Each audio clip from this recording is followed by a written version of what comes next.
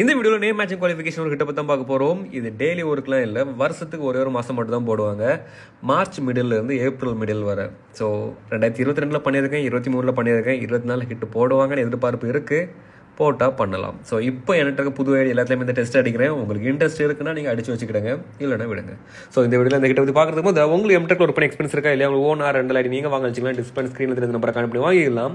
ரெண்டில் பொறுத்தவரை $7 மேலே நீங்கள் எடுக்கிற ஒவ்வொரு டாலருக்கும் உங்களுக்கு டாலருக்கு $50 வச்சு கிடைக்கும்.